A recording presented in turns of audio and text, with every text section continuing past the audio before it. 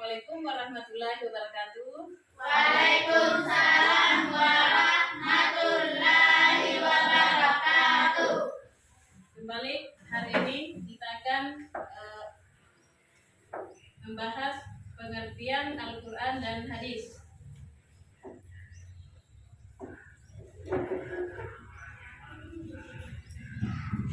Al-Quran secara bahasa adalah berasal dari bahasa Arab, yakni qara'a yaqra'u Qur'an, yang berarti bacaan. Yang kedua, menurut istilah, Al-Quran adalah wahyu yang diturunkan kepada Nabi Muhammad SAW beransur-ansur melalui malaikat Jibril, diriwayatkan secara mutawatir dan membacanya adalah ibadah.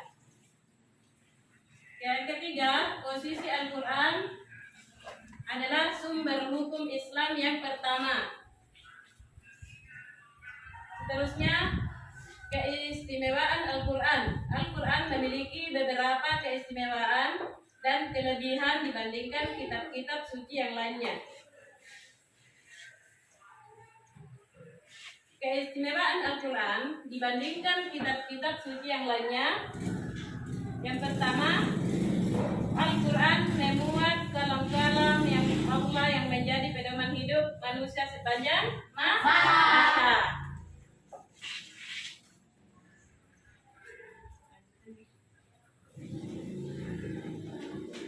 Nama-nama Al-Quran. Al-Quran adalah bacaan. Al-Huda artinya petunjuk. An-Nur apa artinya? Penerangan. Asy-Syifa obat. Al-Bayan penjelasan. Al-Kitab wahyu yang tertulis. Ar-Rahmah rahmat. Ar-Ruh penggerak. Al-Haq kebenaran.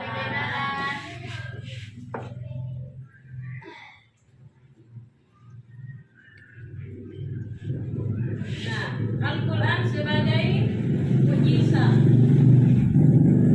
Fungsi Al-Quran yang pertama, pedoman hidup manusia. Al-Quran diturunkan sebagai petunjuk bagi manusia. Al-Quran merupakan pedoman sekaligus menjadi dasar hukum bagi manusia dalam menciptakan kebahagiaan dunia dan akhirat. Seterusnya, sebagai pembenar kitab-kitab terdahulu, salah satu tujuan diturunkan Al-Quran. Sebagai pembenar kitab-kitab terdahulu, salah satu tujuan diturunkan Al-Quran selain mengoreksi kitab-kitab terdahulu dari tangan-tangan orang yang merubahnya, juga sebagai pembenar wahyu. Kitab-kitab terdahulu juga berasal dari Allah Subhanahu wa Ta'ala. Sekaligus yang selanjutnya membawa kabar gembira dan peringatan. Al-Quran membawa berita bagi orang yang beriman dan peringatan bagi orang-orang yang mengingkarinya. Seterusnya, sebagai sumber pokok ajaran Islam. Di dalamnya terdapat keterangan-keterangan dibukukan oleh manusia untuk mengolah alam semesta ini. Bahkan sumber pokok tersebut tidak hanya mengantarkan manusia untuk bahagia di dunia, bagi juga bahagia juga di akhirat.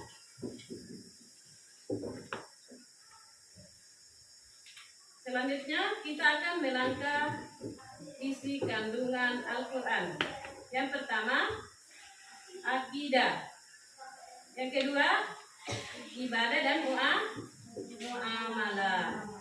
Yang ketiga, akhlak. Yang keempat, hukum.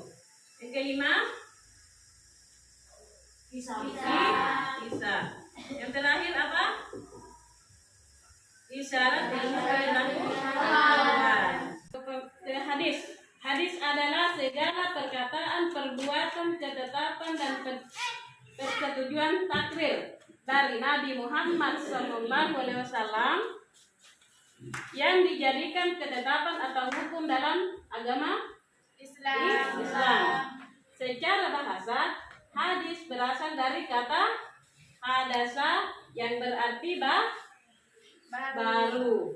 Hadis juga berarti kabar. Artinya berita. Islam, istilah lain yang identik dengan hadis adalah sunnah. Namun, beberapa ulama membedakan pengertian keduanya.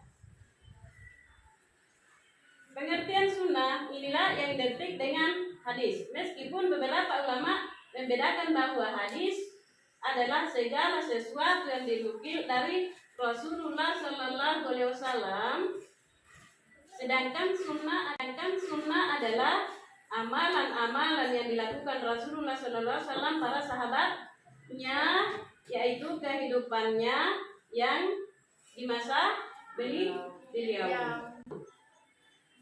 Perkataan. Yang kedua, perbuatan. Yang ketiga, takbir, mendiamkan. Himmah, sifat keadaan Rasulullah SAW. Ya, kita melangkah lagi ke fungsi hadis. Yang pertama, fungsi hadis mengukuhkan atau menguatkan hukum yang ada dalam Al-Quran. Yang kedua, merinci ayat Al-Quran yang mujmal atau global. Seterusnya,